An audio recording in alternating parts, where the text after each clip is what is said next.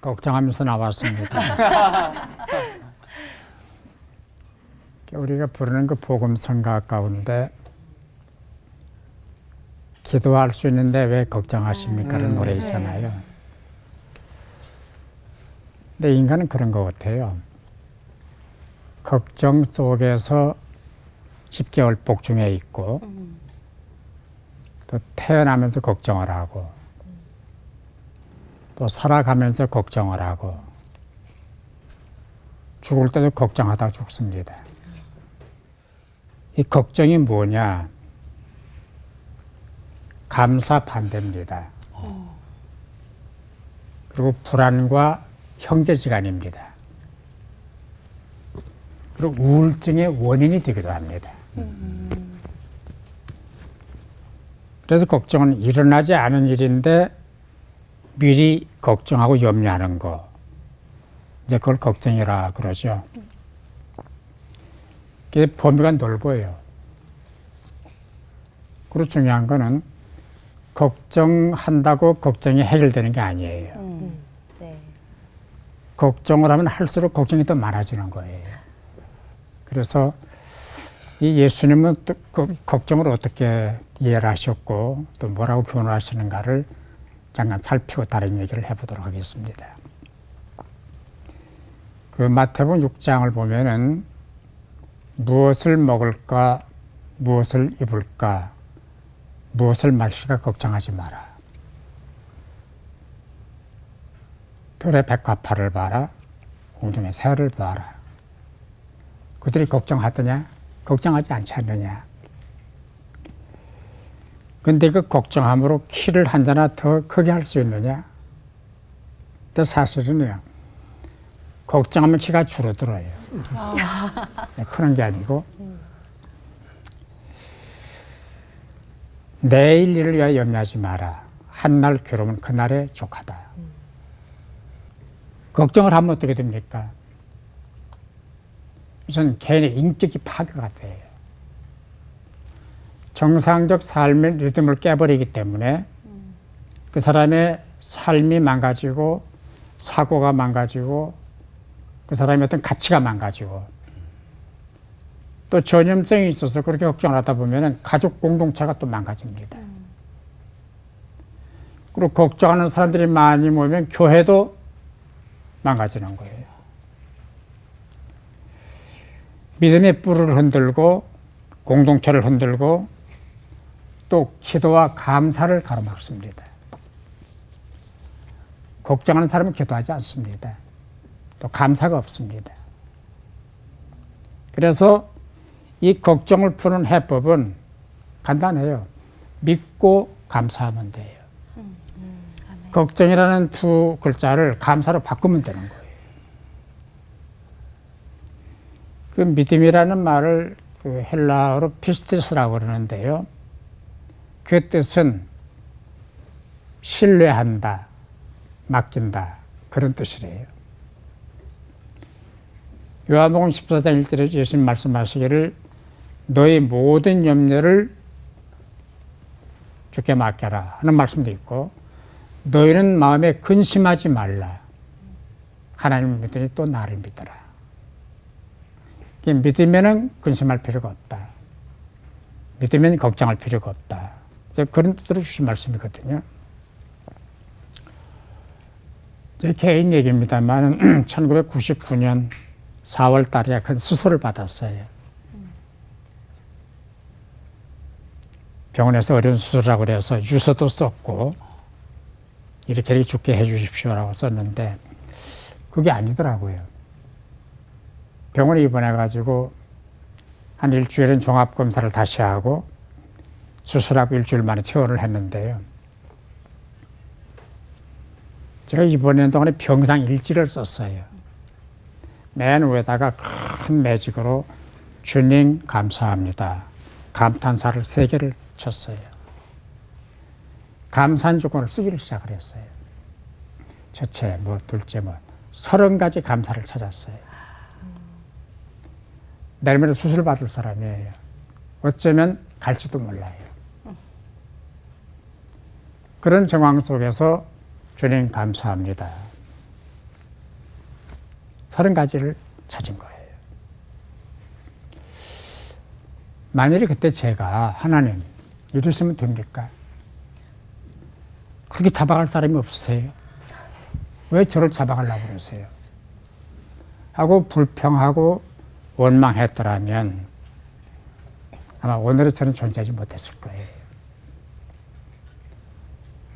위기 속에서, 절망 속에서, 좌절 속에서 감사하는 것, 이게 걱정을 몰아내는 거예요. 오늘을 바꾸면 돼요. 감사로 바꾸면 되는 거예요. 그래서 이 사고의 전환, 태도의 전환, 신앙 자세의 전환이 필요한 거예요. 이제 그럼에도 불구하고 우리가 근심이 많잖아요. 그런데 그 근심도 하나님이 다스리시고 하나님께 맡기면은 풀린다고 하는 믿음을 갖는 게 참 중요합니다. 다시 말하면 내 근심이 하나님의 근심이고 내 걱정이 하나님의 걱정이 되게 하면 되는 거예요. 그 놀만 필 목사님이 글을 쓰셨는데 문제를 붙잡은 당신의 손을 하나님의 손 속에 집어넣으시오. 그래야만 당신의 문제가 하나님의 문제가 될 것이요. 멋진 얘기거든요. 내 걱정, 근심, 염려 이 모든 것들을 하나님께 맡기고 감사로 바꾸는 그런 삶이 되면은 우리의 삶이 풍성한 삶이 될 수 있다라고 믿습니다. 아멘. 기도하십시다.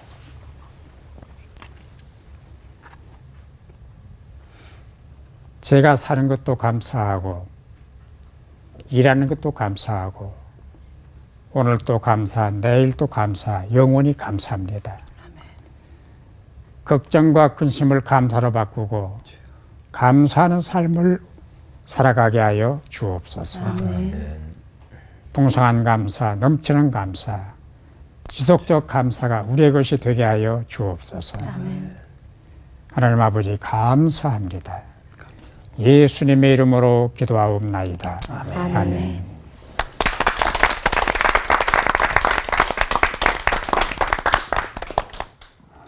디모데전서 4장 4절 5절에 보면 하나님께서 지으신 모든 것이 선함에 감사함으로 받으면 버릴 것이 없다. 말씀과 기도로 거룩해진다.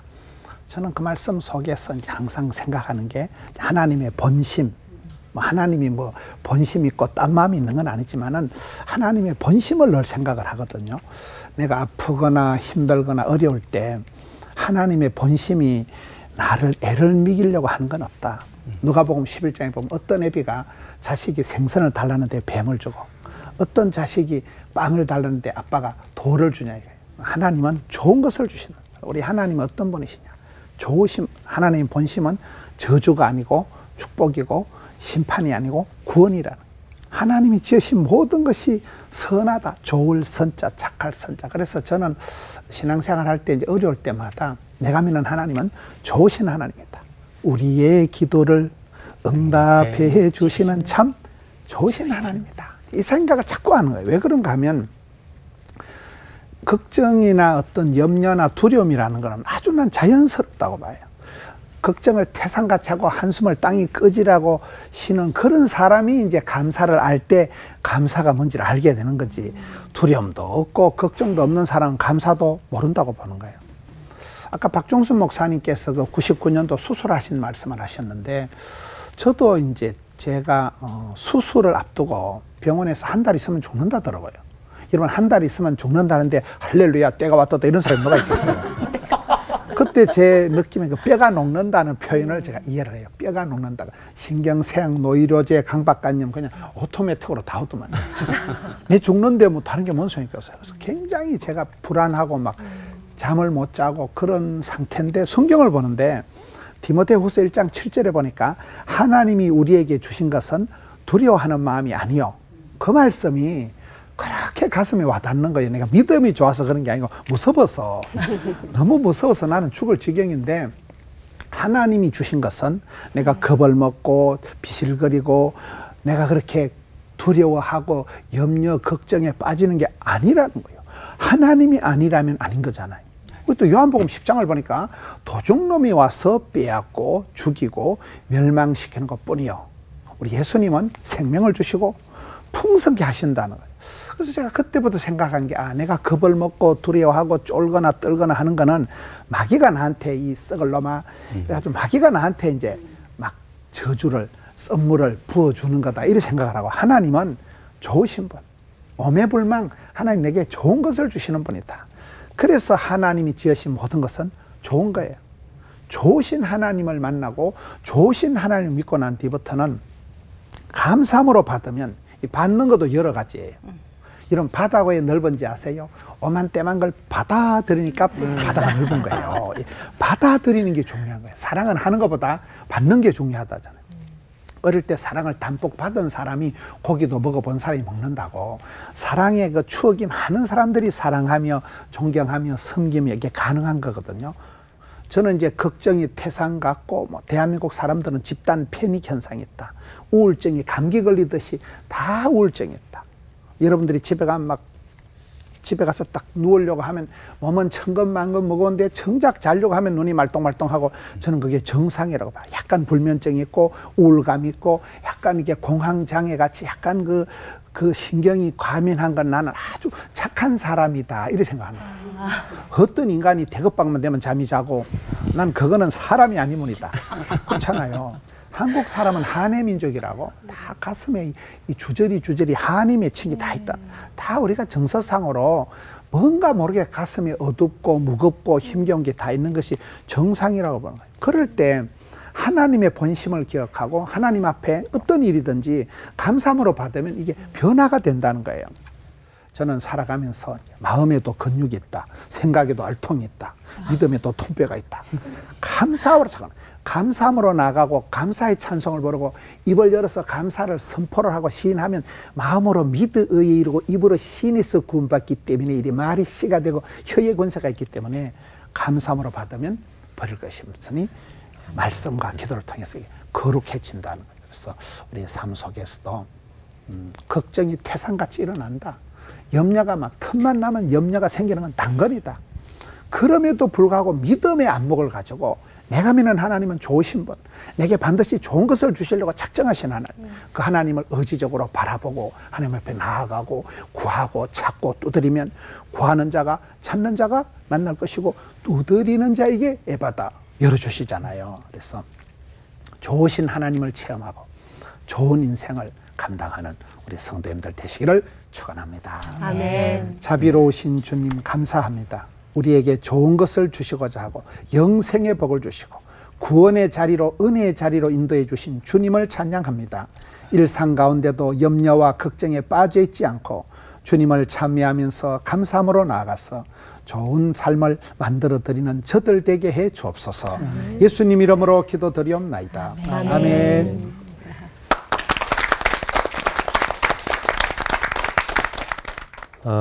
김문훈 목사님 설교를 들으면서 충격을 받았어요. 저는 대굴빵만 붙이면 자거든요. 그러니까 제가 인간이 아니더라고요. 그래서 사람 아닌 존재가 여기 나왔습니다.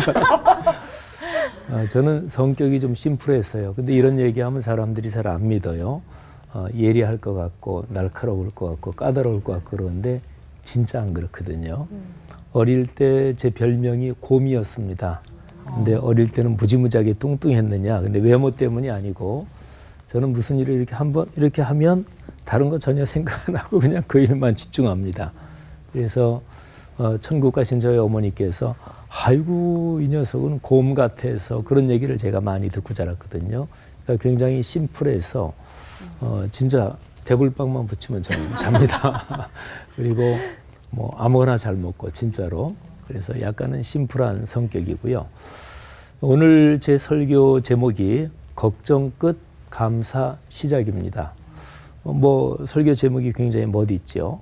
근데 목사들은 설교 제목을 목사님에 따라서 다르지만 굉장히 신경을 많이 쓰고 이러는 분도 있는데 뭐 저도 신경을 많이 써요. 근데 걱정 끝 감사 시작. 제가 설교 제목 이렇게 잡아놓고 감탄을 했어요. 스스로. 야, 잘했다. 근데 문제는 이게 진짜 가능한가 하는 거죠. 우리 그리스도인들이 자기가 암송하는 성경 구절이 있잖아요. 이 빌립보서 4장 6, 7절은 아마 제가 고등학교 1학년 때 처음 예수 믿고 그리고 얼마 지나지 않아서부터 이거는 암송했던 구절이라고 지금 기억이 됩니다. 정확하게 언제부터 뭐 시점까지는 기억이 안 나도요. 아무것도 염려하지 말고 다만 모든 일에 기도와 간구로 너희 구할 것을 감사함으로 하나님께 아뢰라. 6절이지요. 7절은 그리하면 모든 지각에 뛰어난 하나님의 평강이 그리스도 예수 안에서 너희 마음과 생각을 지키시리라. 아멘. 이거 우리 예수 믿는 사람들이 너무나 많이 아는 구절이잖아요. 근데 이 구절을 생각할 때 우리는 대부분 이 구절을 떠올리면서 즉시로 가능할까? 이 생각을 먼저 합니다. 가능성을 묻는 거죠. 특별히 이 구절 안에 100%를 뜻하는 표현이 있어요. 아무것도 뭐뭐하지 말고, 아무것도 염려하지 말고. 그러니까 어떤 일에도 염려하지 말라 그런 거잖아요. 되도록이면 염려하지 말라. 그러면 그래 맞지. 되도록이면 염려하지 말아야지. 한번 그렇게 해봐야지. 근데 100% 표현이 딱 들어가는 순간 성경을 깎지 않고 읽는다면 금방 턱 하고 막히는 거죠. 어떻게 사람이 아무것도 염려하지 않을 수가 있어요. 그 다음에 그 뒤에도 모든 일에 기도와 간구로, 모든, 이것도 100%를 뜻하는 단어잖아요. 그러니까 되도록이면은 뭐 문제들을 놓고 하나님께 기도해라. 최선을 다해 기도해라. 그러면 한번 해봐야지. 그런데 모든 일에 기도와 간구로. 사람이 사는 세상에서 논리적으로 정확하게 100%는 사실은 존재하지 않습니다. 이 세상 모든 것은 완벽이라는 것은 사실은 존재하지 않죠. 개념상에는 있어요. 소원에는 존재합니다. 하지만 현실적으로, 현상으로 완벽은 존재하지 않는다. 이렇게 보면 되겠죠. 예를 들어서 순금이 몇 퍼센트가 금이에요? 100%가 아니고 99.99 뭐 이렇게 해도 100%라고는 안 쓰거든요. 물론 99.99 뭐 이런 표현을 통해서 역설적으로 와 순금이구나 이 느낌이 더 강하게 오기도 하지만요. 그러니까 사람 사는 세상에는 100%가 없습니다. 그래서 우리 예수 믿는 사람이 성경을 읽을 때 100%를 뜻하는 단어가 나오잖아요. 그럼 우리는 자기도 모르게 그거를 깎아서 들어요. 아무것도 염려하지 말고 그랬는데 의식 또는 아예 무의식 중에서 되도록 염려하지 말라는 얘기지. 근데 그런 얘기예요? 아니잖아요. 그죠? 모든 일에 기도와 간구로 너희 구할 것을 감사함으로. 그러니까 모든 일에 감사하면서 기도해라. 이것도 무의식 중에 이미 깎아요. 되도록이면 많은 일에 감사하라는 얘기지. 근데 성경이 지금 그런 얘기 아니잖아요. 저는 걱정 끝 감사 시작 이를 위해서는 가장 기본적이고 근본적인 훈련이 계속돼야 된다고 봐요. 그거는 하나님의 말씀을 묵상하고 말씀을 받아들이는 훈련입니다. 그러니까 이 말씀에서 우리는 두 가지 음성을 듣는 거예요. 자, 이 말씀은 우리한테 얘기합니다. 아무것도 염려하지 마. 100% 염려하지 마. 그리고 100% 감사로 기도해. 말씀이 얘기해요. 근데 우리의 습관, 상식, 내가 지금까지 걸어온 모든 일에 대한 겪은 경험들 이런 거는 뭐라고 얘기하냐면 어떻게 100%가 가능해. 그건 안 되지. 양쪽에 두 가지 얘기를 듣는 거예요. 근데 여기에서 내 마음을 어디로 열어놓느냐 이게 문제입니다. 보통 사람들은 마음을 일로 열어놔요. 근데 마음을 일로 열지 말고 일로 열면 돼요. 너무 쉬운가요? 다시 한번 해볼까요? 마음을 일로 열지 말고 일로 열면 돼요. 그러면 그렇게 질문할 거예요. 아이고 목사님 손은 폈다 쥐었다 이거 가능하지만 마음이 어떻게 그렇게 쉽게 됩니까? 내 마음 나도 몰라. 그건 맞아요.